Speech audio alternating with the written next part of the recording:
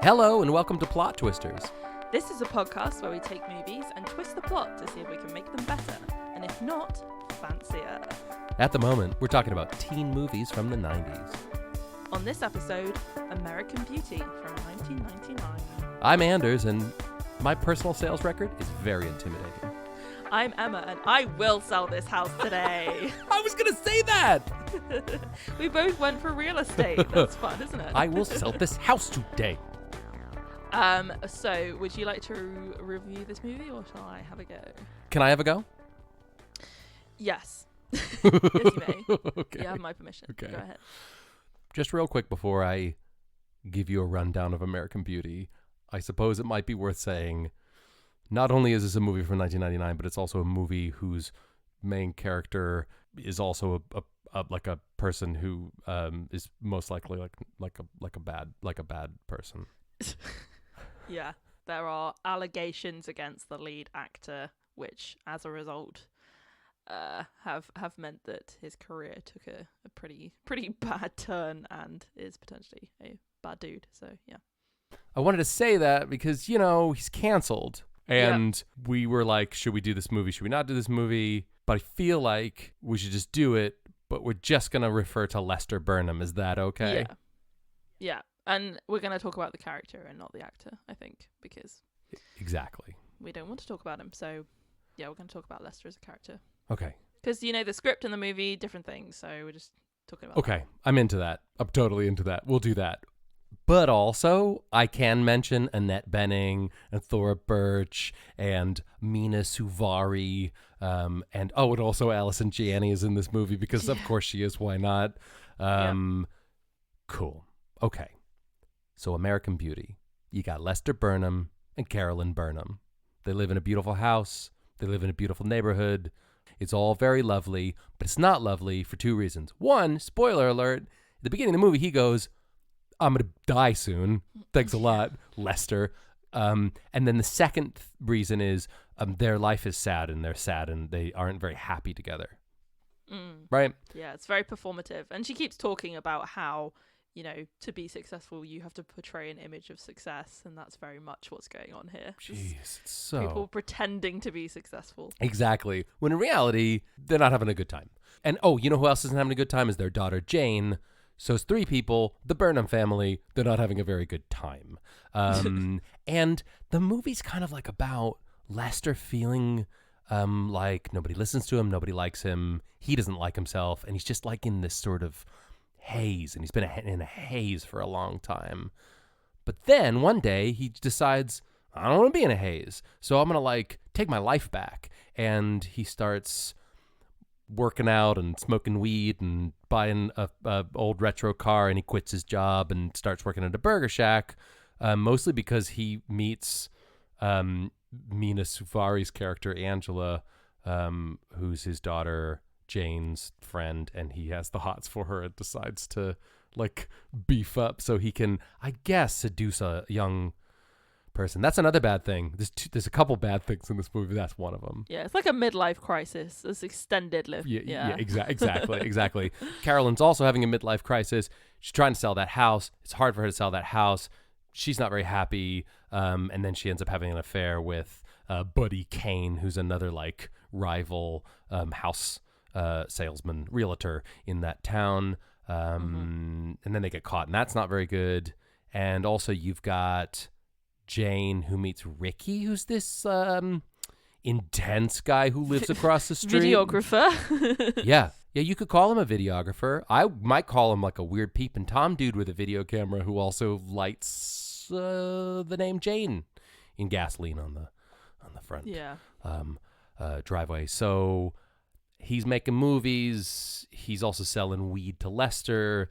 He and Jane fall in love. And that's, nice. And then the only other, main character, I guess, is you got Angela, who is Jane's best friend, who's not the best person in the world, but she's also she's a cheerleader. She could be in another one of these prom-coms, couldn't she? 100%, right? She's kind of the prom-com element transported into a very intense American classic Yeah, drama. exactly. She represents high school in the 90s. Yeah. And then everybody else represents, I don't know, like midlife crises and depression and like transition. She's also, if you know anything about this film, you probably know the scene where she's on the ceiling with all the rose and she's like naked and like covered in rose petals, because it's a very, very famous kind of image. Super from famous. that. But yeah, So she's famous. that one.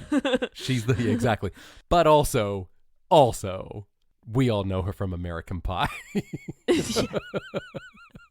Heather. She's Heather in She's American Heather Pie? from American Pie. So in the end, here's what happens. Everyone's sad and it's raining, and Jane and Ricky are like, we need to go to New York right now because, by the way, my dad isn't an awesome dude and he's homophobic and he just punched me in the face. He thinks he thinks that I'm in a relationship with your dad, which is not it's not happening. And Carolyn, I think maybe it's insinuated she might come home and shoot. Yeah, we have Lester kind of hanging out, and then we have a couple of people who have it out for him, all sort of heading towards him at once. Yeah. Here's the which thing, is quite though. cool. He sat there at the kitchen table looking at a photo of his family, smiling and thinking, life's kind of all right, isn't it? Mm-hmm. But there's a voiceover going, I could be pretty pissed off about the fact that I got shot in the head, but instead it's fine because life is beautiful. Have you ever seen a plastic bag floating in the wind? And then he gets shot in the head, and the person who shoots him is Ricky's dad, Colonel Fitz, because he tried to kiss Lester, and Lester's like, I'm not into this, and he went, oh, okay, I'll shoot you in the back of the head. Yeah, he can't deal with the possibility that, well, he obviously is dealing with his sexual orientation and kisses Lester, and then he's rejected, and it's a big drama. Colonel, big drama. It's fine. You like men. Great. It's probably not great I understand, because in the army at the time, don't ask, don't tell. Don't ask, don't tell. Yeah. But still, it's like, that's a shame. You don't have to kill the guy. So that's the plot of American Beauty. I give myself a C-. Not a film guy. I'm just a guy who watched this movie thinking everyone's mean and sad and then he gets shot in the end. Yeah. And I would say to our listeners, if you haven't seen this film, I would thoroughly encourage you to watch it. It is a great film, but it's not one that you should watch if you're looking for like an uplifting, fun kind of, it's just something to really enjoy and, double screen, like sit there on Instagram and pay half attention to this film. It's not that kind of film. It's very intense, but it is brilliant. It's a really brilliant film. It's not She's All That. It's not She's All That. It's not American Beauty, the spin-off to American Pie, where it's about the same characters, but it's like a sequel and it's a beauty pageant or something. It's not that. Ooh, I'm listening. Did you like that? Do you know what? That just came out in the moment, but actually, I'm thinking, ooh. So what's interesting about this film is, as we know, 45 million films came out in 1999. Yep. Approximately. We've talked about 0.0001% of them on this podcast. Yep. This was the film that won Best Picture at the Academy Awards for the year 1999. So this one was, at least in the eyes of the Academy, the best one. Yeah. It won. It was the best one. It did. It won for a few other things as well. So, did you see this film in 1999? I'm pretty sure I saw this in the theater, although I'm not 100%. I remember seeing it when it came out. And I actually really liked it. I liked it because I thought it was cool and interesting. I remember really getting the way that Jane and Ricky felt. Okay. And I remember, and that's probably because I was a teenager, but I remember thinking, how cool is this guy? He's got a video camera, he smokes and sells weed, and he doesn't care what other people think. Yeah, the bit where he quits his job. Doesn't care. Very cool. That's so like cool. Every 18-year-old wants to be able to do that. Why you don't pay me then? It's great. Yeah, I don't care. And like, but I really remember thinking, these kids are cool. And those are the things I liked about it. But what I don't remember was all of the nuance, the tone of it all, and the homophobia. Yeah. I don't remember that at all, which is weird because that's why he gets shot in the end. But I didn't remember all that. I kind of forgot all that. All I remembered was dude's cool, got a video camera and sells weed.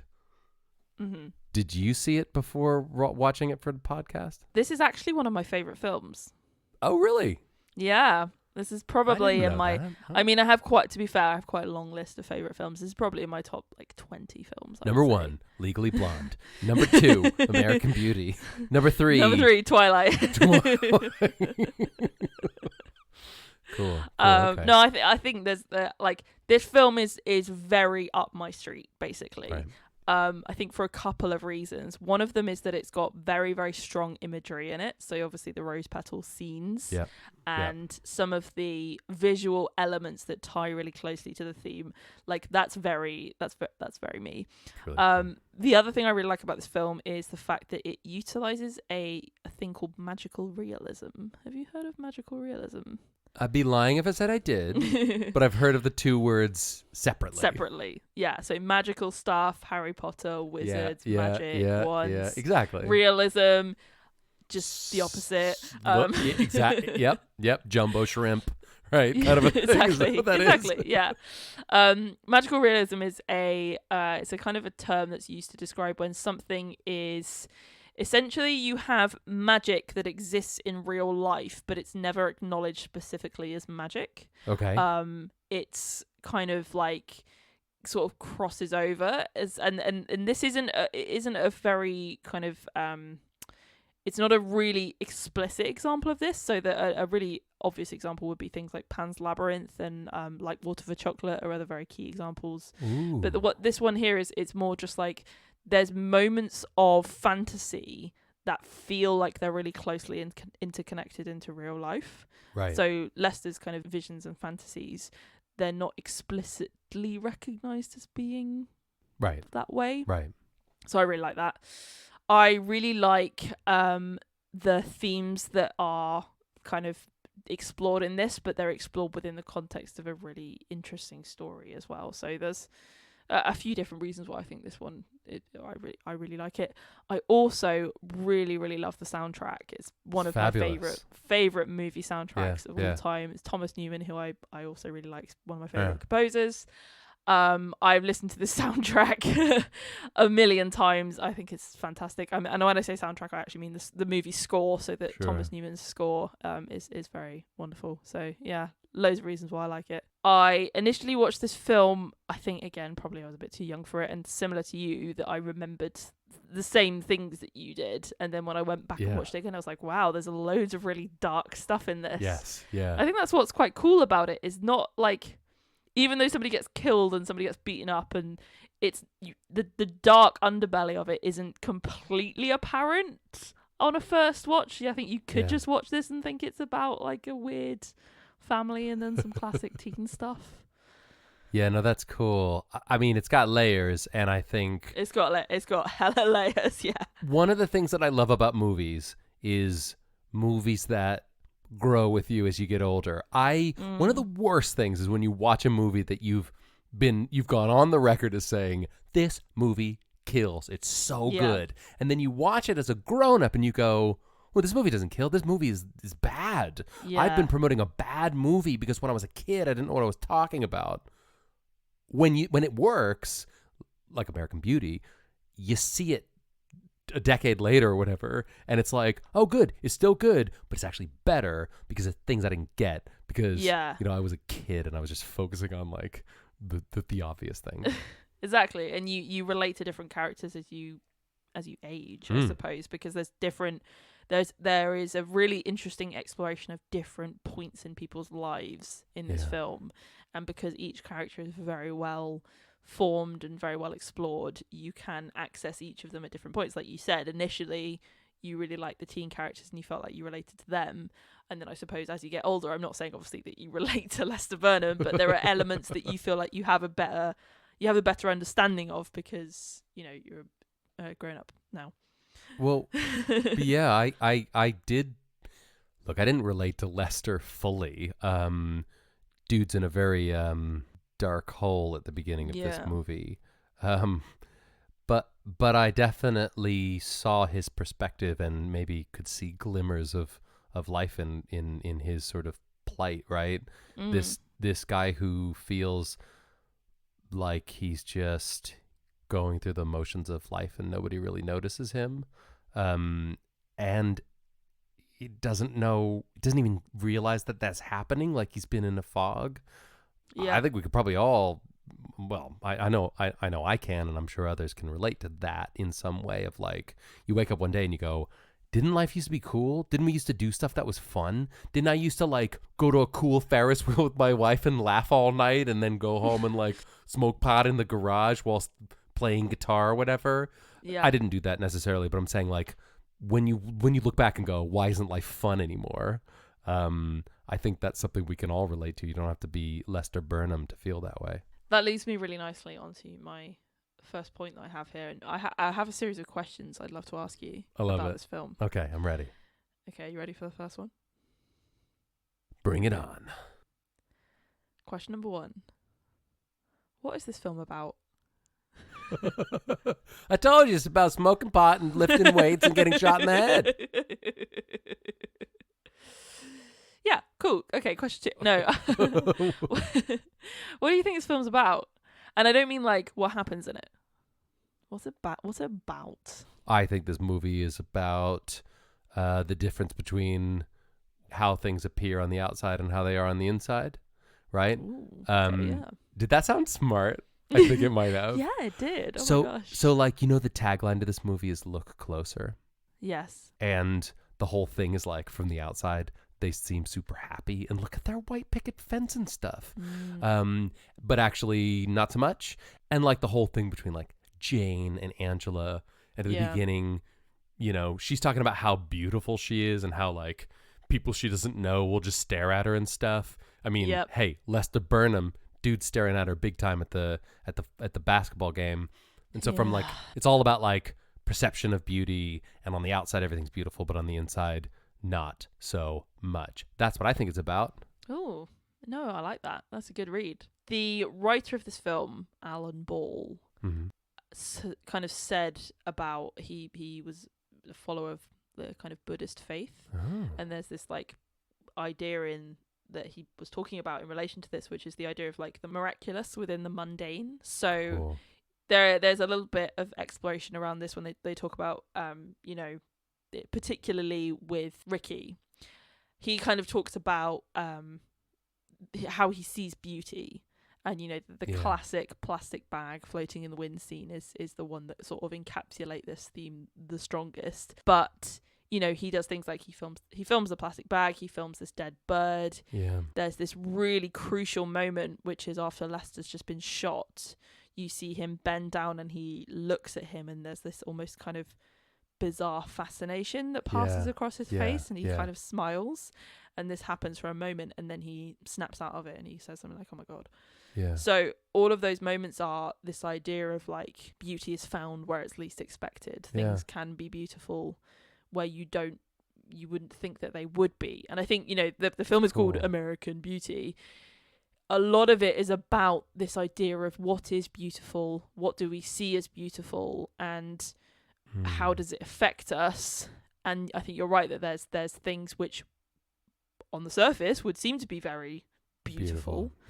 And then actually are kind of rotten on the inside, and then vice versa as well. You know, like there's that moment where they're getting frisky on the sofa, and then she says something like, this is a $4,000 sofa or whatever, and he's like, it's just a sofa. You know, there's this moment of like, it's just a sofa, I don't care about this, it's very expensive, it's a nice sofa and it's made out of this incredible fabric, but what we were having there actually was a moment where we were reconnecting as husband and wife, which theoretically you could say would be a beautiful moment. You know, if this film had a happy ending, that I'm sure would be the turning point where things started getting better. But she spoiled it by focusing on an object, on a material object, and her kind of materialism is that other force of I value all of these things that I think represent beauty, but actually they're meaningless. I have a question for you, if that's okay. Yeah. Oh, okay. Yeah. So how much do you know about gardening? I have a lot of talents and skills in life, and gardening is definitely not one of them. I wouldn't necessarily say that I have a green thumb, but I know a few things about flowers and stuff. I know that there were roses in this. Red roses. Bingo. Is that right? Jackpot. Exactly. You win a shovel, a trowel, a rake, and a small bag of magical beans. Ooh.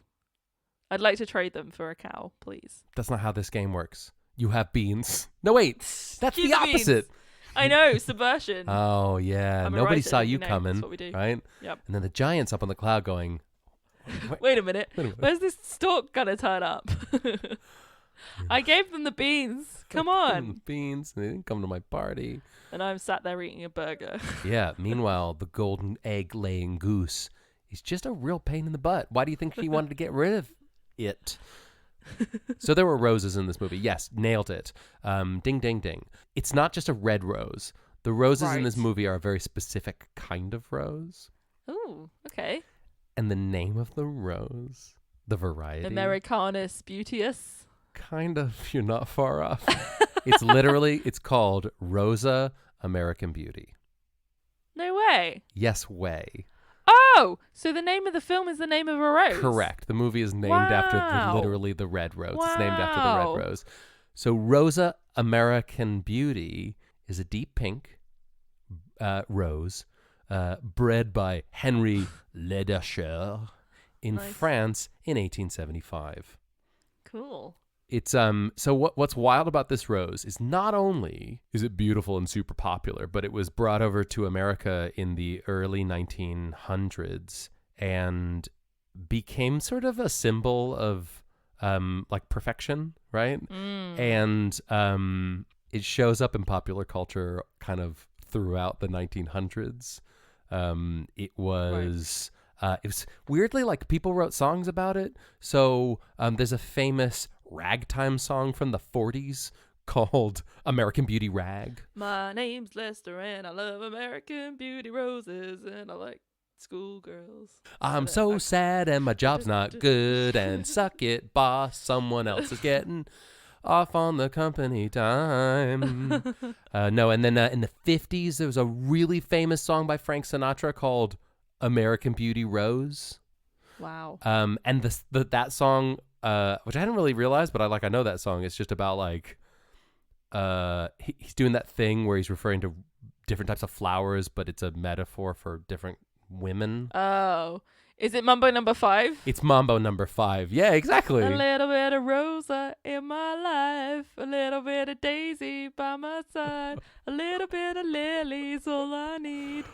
Wow. A little bit of. And you say you don't know a lot about the 90s. I mean, that was a really good pull. Thank you. So yeah, so it crops up in all these songs. Is featured in the novel Catch-22, and then of course, it is. Yes. Yeah, exactly. It's the flower that's on the cover of the Grateful Dead album, also entitled American Beauty. Don't wanna be an American Beauty. Is it that? It's that. That's exactly it. Yep. That Jerry Garcia wrote that song. And so the point, here's my point, right? Is like that flower shows up all over the place. But you want to know something really interesting about this flower? Okay. It's beautiful and also is the most susceptible to disease and rot of like any variety of rose. Delicate. It's a delicate rose, and so as a result, what does that say about American culture? Exactly. Go straight to the top. Take that, Mr. President. Hopefully, different Mr. President than before. So what they say is you should only really grow this rose in like a greenhouse. You shouldn't really grow it outside. But in this movie, it's used as a symbol, and I think the symbol is it looks beautiful on the outside, but it's actually not so good on the inside. And like of course they would grow this rose along their white picket fence to show how beautiful everything is. But in actual fact, it's susceptible to, and quite frankly may very well be, rotting from the inside out. Wow. Nice. Hey, good film analysis. Hey, thanks. Flowers. I like it. Yeah. Yeah, flowers, man. Yeah. That's so cool. I think that there's a theme as well of like, it's similar to what's beautiful and what isn't and what looks good and is actually bad on the inside, which is kind of like a guy called Baudrillard came up with it, but it's the idea that everything that we live in is a simulation of an experience, and it's often used to refer to like advertising, which is like advertising is just essentially creating a simulated experience that we're trying to aspire to, but it's not real. Are you sure you're not just talking about another 1999 movie, The Matrix? The Matrix. Is that what you're talking about? So, well, this is the thing, is that I think there are a couple of films in 1999 which are about kind of like discovering that your reality isn't as real as you thought it was, or that your reality is in some way is being manipulated or simulated, and I think this is one of those films as well. It's almost like there's like the American dream, and there's like aspirational, I want to prove myself and I want to be somebody, and this is kind of building up through like the 20th century. I want to make it, and then 1999 is like, we all made it, we got the American dream, and it's bad. And we don't want it. We don't want what we aspired to anymore because it's rotten. I think the other thing that's really interesting is that this year, 1999, had a huge number of original stories that were being told. And if we look at a lot of cinema now, not that there's a huge amount of it at the moment, but if we look at a lot of the movies that are coming out now, they're very, very reliant on pre-existing ideas and stories. And I've been saying this for years.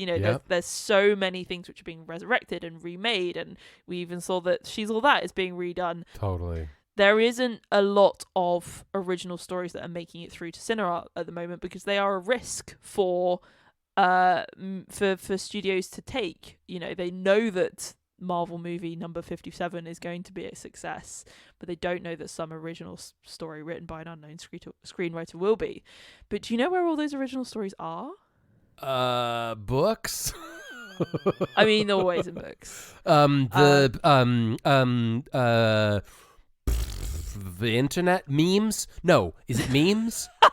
Is it Reddit? Is it? It's memes. Yeah, no. Self-produced, poorly Xeroxed zines that people are handing out on street corners? I don't know. Where are they? They're in television. Oh, yeah, they're on television. Because long-form TV series are far more, popular now than they were back then. Yeah. A lot of these interesting stories, I think, are being told in television. And I mean, that's why I probably watch a lot more TV now than I do movies, because I've kind of seen a lot of all the great movies. And in terms of new stuff, I love new stories. I love seeing new things. So yeah, it's all on TV, which is interesting, isn't it? That's a good point. I mean, listen, I've only been to the actual movie theater once in the last 5 years, and that was to watch Frozen 2. Whereas in the 90s, I was there every week. What a great film to go for, though, right?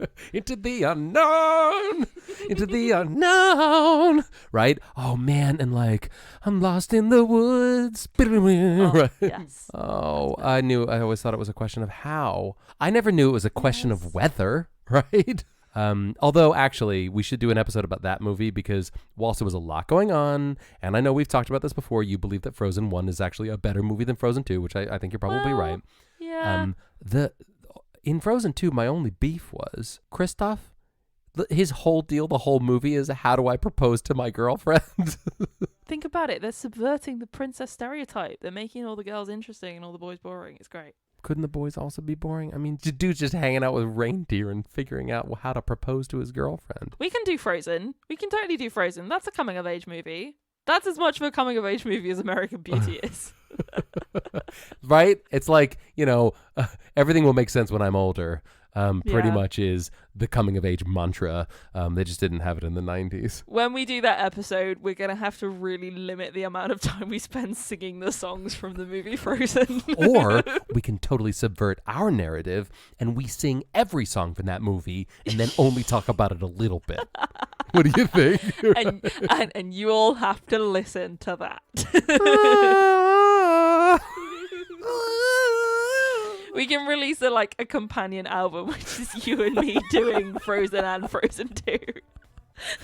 You think that's With a bad idea? That's a really good idea. With no accompanying instruments, just It's a cappella, and it's awful, and it's extended. It's very long. We even do all the instrumental bits, but we do it with our voices.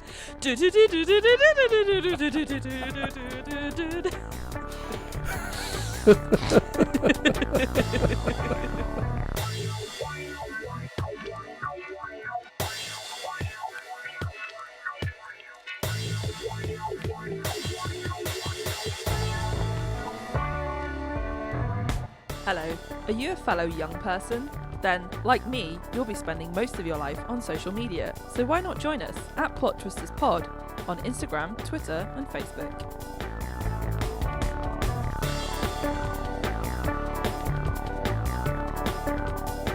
So, Anders, Yes? shall we try and redo this critically acclaimed movie that won a bunch of Oscars for being really well written? Totally. One of the things that I really feel like we are equipped to do, Qualified to do, is to rewrite a movie that won 6 Academy Awards and has an 8.3 rating on IMDb, because you and I know better.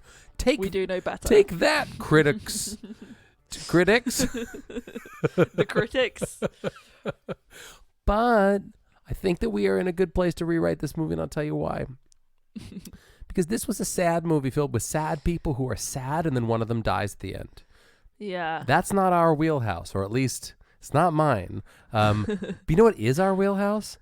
Happy movies that end with the prom. Happy movies. Everything's fine. So Lester goes to the prom. No. Exactly. What should we try and do with this script then? What do you think we should do? It would be nice if everyone was happy at the end. So we can try and we can't necessarily fix the movie because it doesn't need to be fixed, but we can fix these nice people's lives. Sure, exactly. Let's do it. I'm into it. Okay. So all right. Well, let's see if we can resolve everyone's problems. Okay. So let's start with somebody easy. Let's start with someone simple. Let's start with Angela. Okay. Well, she's constantly seeking validation from men, isn't she? Yeah, and she's already established in her life that the only thing that she offers to the world is her American beauty, if you will. Whoa, said the name of the movie. Right. What she really needs, I guess, is some way to be validated that isn't through her looks. We know that she's kind of sporty because she does like cheerleading. Oh yeah. Maybe she joins like a sports team and then she like wins a game. Yeah, maybe she's at the basketball game and she's doing the routine, right? And they're doing that whole flower thing. That whole thing's going on, but she's not aware of it. Exactly. Because cut to her not being involved in that. Yeah, cut to it's just a regular basketball game and she could be a cheerleader. That's cool, that's fine. But maybe what happens is a basketball player trips and throws her the balls for some reason, and she has this weird instinct kicks in where she just throws it for the middle of the court and just swish, and everyone goes, "Oh my god!" And she goes, "I guess I'm good at basketball too." And now she's a professional American basketball dunk player. Yeah, exactly. American buckets. American 3-pointer. Yeah. So she becomes a famous basketball player. Love it. She gets validation through doing good at sport. And a scholarship to college. Yay! Probably Brown. Yeah, cool. definitely. Okay, so she's fixed. So who's next? Well, if we think about Ricky's family for just a sec. Okay, yeah, no, go. So I don't know exactly how that we can make this happen, but we know that the Colonel definitely is anti-weed, and anti-listening to his kids and talking to them like a human. But what if he accidentally gets smokes high? some weed? Yes. Oh my god, yes. So, Yeah. So okay, how about this? Yeah. He goes into the garage, right, to confront Lester. yeah, Lester's blazing. It's just and blazing it's like, yeah. It's a hot box situation in there. Yeah, and yeah, he goes in yeah. and he sits with him and he's like, I need to talk to you about my son. Blah, blah, blah, blah, blah. Yeah, And he sat there for a while, and slowly yeah. over time he's like, do you know what? What? This is becoming kind of less of a big deal than I initially thought it was going to be for some reason. I really like what you've done with the garage.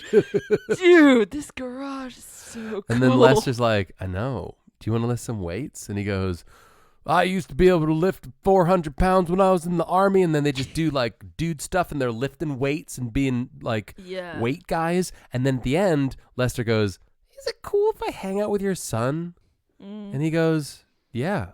He goes, hey, I thought that you and my son were having a whole thing. And he goes, oh, no, man. No, man. You know, we were just he's my weed man. My weed guy. And the colonel's like, what? Weed? And he's like, yeah, you're kind of involved in that now because of this whole situation. Because you're high. Goes, okay, I guess so.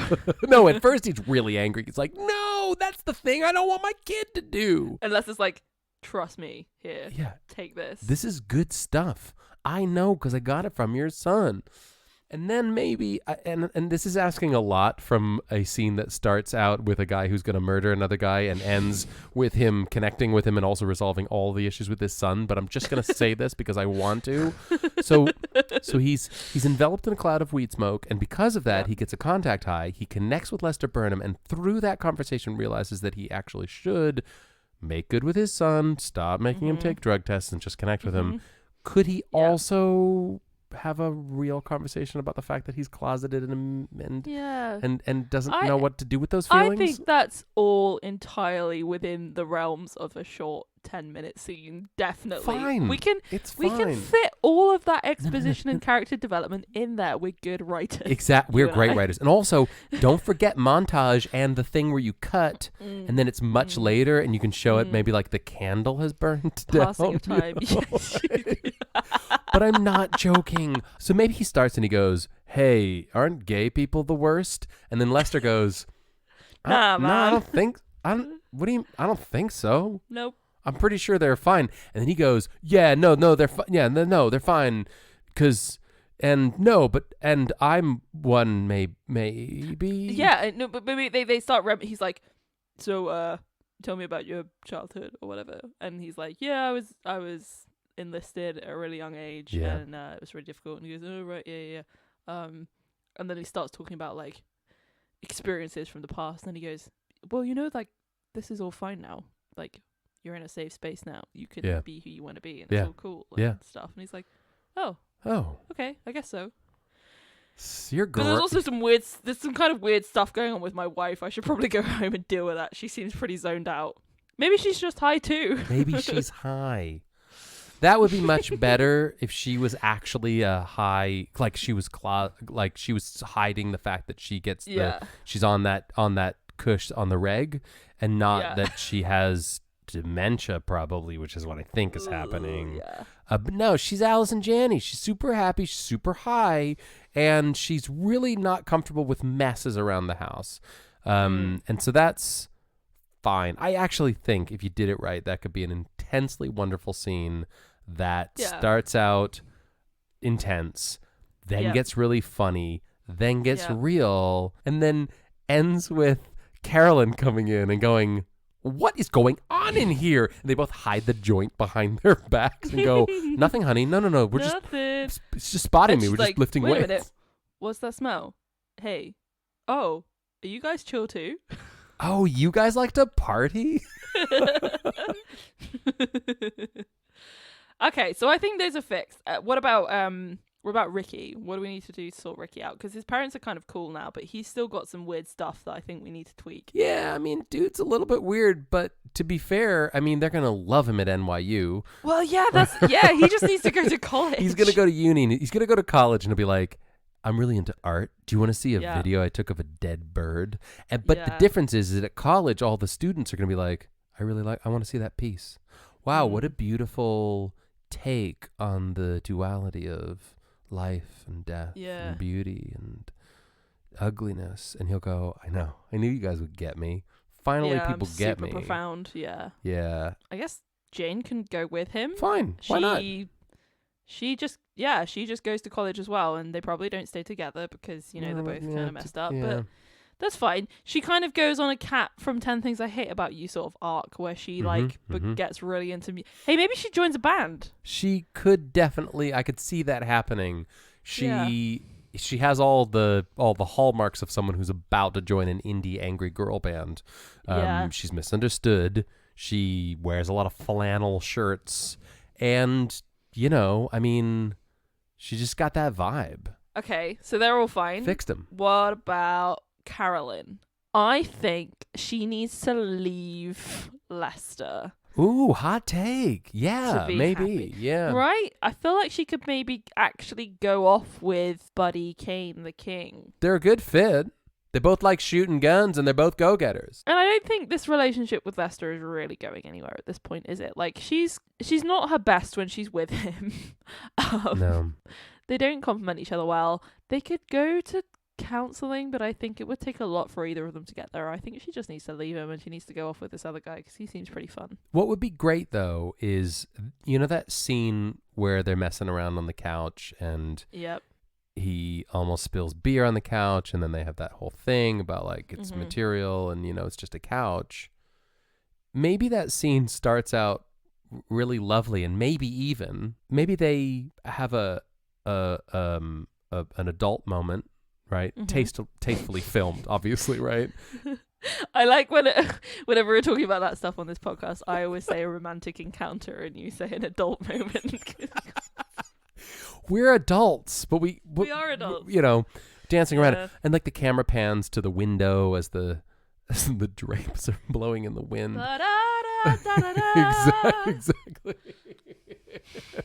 But after the lovemaking, they're lying there, and there's like a throw blanket just draped across them, and they have a real conversation for the first time ever, and that maybe is the moment where they realize that they haven't been happy for a long time, and maybe they shouldn't be together anymore, but it's a very amicable breakup. Yeah. I think that would be a really beautiful scene of honesty. Yep. It's another 20-25 minute scene that we're fitting into this film, but I think that works. And I think that it's getting longer and longer. Well, but maybe it's not a movie then.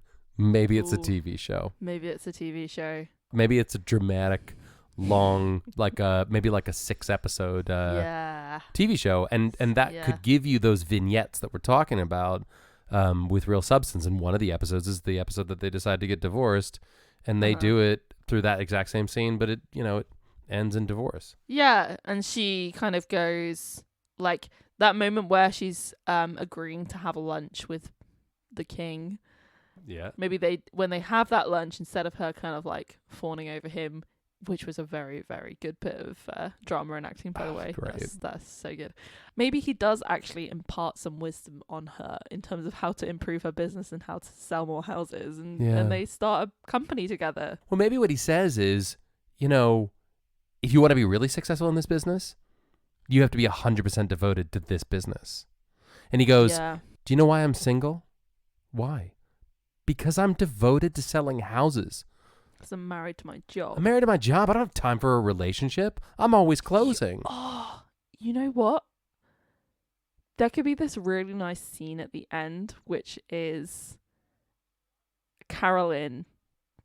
So Carolyn and Lester, they split up. Yeah. And they have to sell the house. And then it's Carolyn taking Lester around a new property that she wants him to move into. Yes! And she's talking really about it, and she's like, you should have this garden because you need space, and I know what you need, and this is better for you.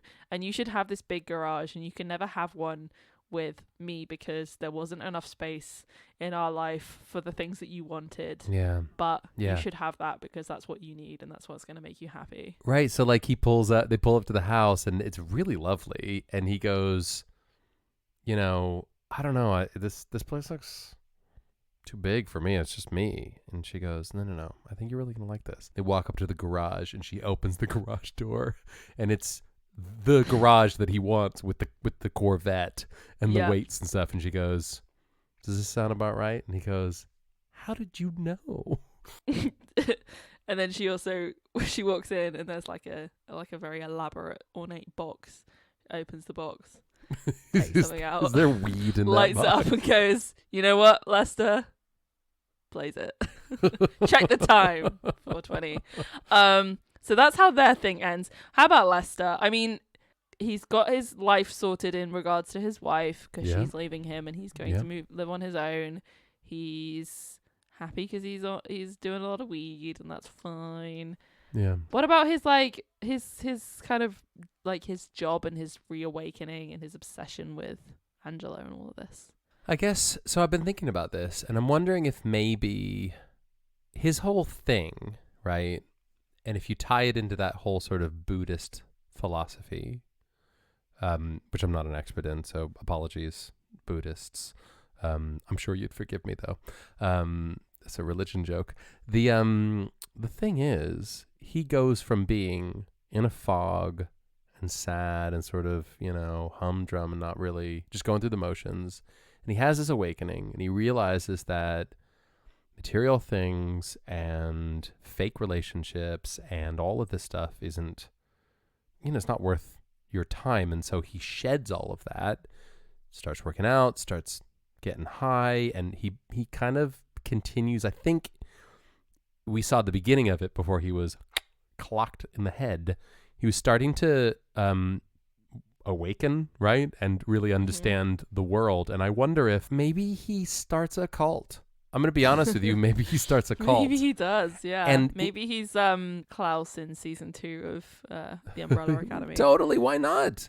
Because he's, a cool guy who gets high, but also kind of has a pretty followable sort of mantra, which is, I could get pretty upset about the things in life that happen to me, but I can't because everything's beautiful.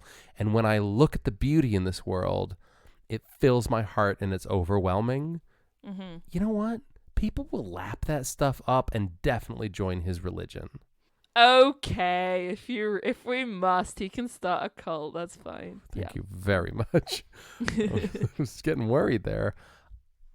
So we're making a 6-part sort of dramatic comedy, dark comedy. What's the sort of, and each episode maybe focuses on a different person who lives on this cul-de-sac. Yes. But the TV show is, of course, about Lester. Yeah. And it's just called The Cult. And season 2 is about how all of these characters eventually come back to the cult. Yeah. And, take some kind of like role within the structure. And then season 3 is them all taking over the world. Cul-de-sac. Nice. That's a 3-pointer right there. Swish. Cool. Well, Emma, there's only one more thing that we need to do. Join the cult. No. What were you going to say? We need to join the cult. And then once we sign up and get rid of all of our earthly possessions, we need to rate this film. So, Emma, I would like to know, on a scale of 1 to 5, beautiful, bright red rose petals, how many rose petals would you give the 1999 film American Beauty? I believe that we've so far established our rating system more based on what we like than quality. Yes. And in that vein, I'm going to award this film 4.5 rose petals. Yeah. In terms of how good it is, I think it's excellent. Like, it's an amazing film. In terms of how much I liked it, I'm going to give it 4.5 because it's hard to watch in some ways because there's a lot of stuff in there which is difficult. Yeah. But I do really enjoy watching it. So that's why I give it such a high score. How about yourself? I love it. I'm kind of on the same page. I'll probably give it 4 rose petals. It's a really good movie. I forgot how good it was. I'm really glad that we watched it. Just watching it the other night, I was like, damn, this movie's really good. Does anyone know? Do people know? But I'm not going to give it a 5 rose petal score because it was really sad. Yeah. And I left it thinking that was a good movie, but I don't feel good. And as I've established on this podcast already many times, I watch movies to feel good or to forget about things that make me feel not good. Not to watch people get shot in the head after having a tough, sad life. 4 petals. Oh, Anders, well, I'm disappointed to hear that this made you sad, because I think you should smile. You are at Mr. Smiley's after all. Oh, come on. You know, my sadness doesn't really concern you, okay? Well, actually, I am senior drive-through manager, so you are kind of on my turf here.